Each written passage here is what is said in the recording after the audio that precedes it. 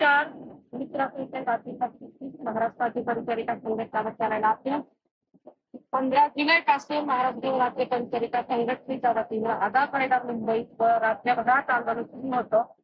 या आंदोलनाच्या 6व्या दिवशी माननीय वैद्यकीय शिक्षण मंत्री हसन मुश्रीफ साहेब यांच्यासोबत संबंधित अधिकाऱ्यांच्या उपस्थितीमध्ये बैठक पार पडली.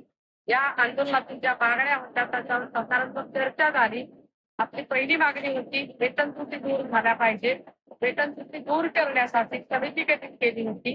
सध्या परिस्थितीत समिती अस्तित्वात नसल्यामुळे वैद्यकीय शिक्षण विभाग तिन्ही पदाच्या वेतन त्रुटी दूर करण्यासाठीचे प्रस्ताव वित्त विभागाला पाठवेल आणि त्यावर कार्यवाही करण्याची शिफारस वित्त विभागाला केली जाईल. त्यानंतर कंत्राटीकरण हा ज्वलंत मुद्दा परिचारिकांमध्ये होता. यामुळे परिचारिकांच्या भावना अतिशय संतप्त झालेल्या होत्या. तो सुद्धा उद्यापर्यंत रद्द केल्याचं परिपत्रक निर्गमित करण्याचं आश्वासन मंत्री महोदयांनी दिलं. त्यानंतर आर्थिक भत्त्यांवर आपण चर्चा केली. जे आर्थिक भत्ते आहेत त्यामध्ये सगळ्यात पहिली मागणी आहे नर्सिंग भत्ता किंवा नर्सिंग अलाउन्स. यामध्ये वित्त विभागाला मंत्रिमंडळाच्या बैठकीमध्ये सादर करण्यासाठी विभागाने प्रस्ताव पाठवला होता. त्या प्रस्तावामध्ये काही त्रुटी उपस्थित केल्यामुळे तो पुन्हा वैद्यकीय संचालनालयाकडे आता प्रस्ताव आहे. त्या त्रुटीची पूर्तता करून तातडीनं पुन्हा प्रस्ताव वित्त विभागाला पाठवण्याच्या सूचना मंत्री महोदयांनी केल्या.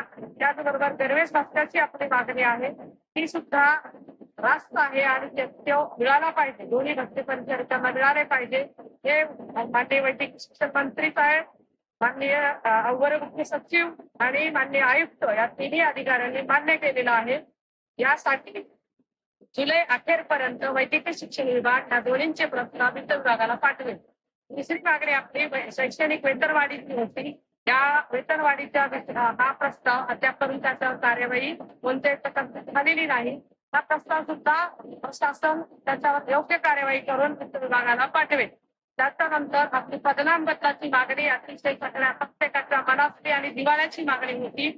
आजच वैद्यकीय शिक्षण मंत्र्यांनी ही मंजूर करून स्टाफ नर्स या पदाची सेवा प्रवेश नियम मंजूर झाल्यामुळं ही पदनाम बदलाची मागणी मंजूर झाली असं स्वतः वैद्यकीय शिक्षण मंत्र्यांनी घोषित केलेलं आहे.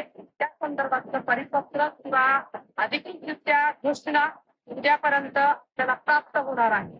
त्यानंतर आपण विद्यार्थ्यांच्या विद्यावेतनावर ही बोललेलो आहे.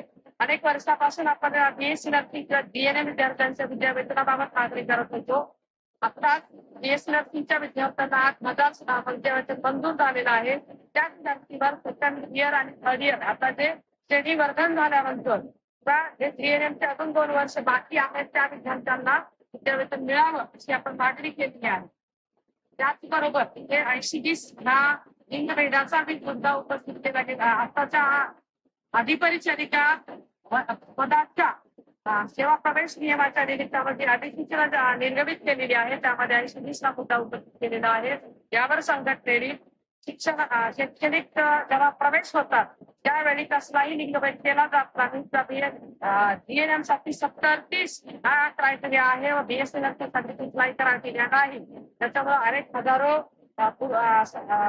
आपल्या पुरुष परिचारिकांचे शिक्षण घेतलेलं आहे. त्यांच्यावर हा मोठा अन्याय आहे ही बाब आपण शासनाला पटवून दिली. त्यावर सुद्धा पुन्हा विचार केला जाईल. सर्व पदाचे सेवा प्रवेश नियम निश्चित करण्याआधी संघटनेच्या पदाधिकाऱ्यांना प्रतिनिधींना ते दाखवले जातील आणि मगच ते पुढे योग्य कार्यवाहीसाठी पाठवले जातील. हे आजच्या बैठकीमध्ये संबंधित सूचना मंत्री महोदयांनी केल्या आहेत.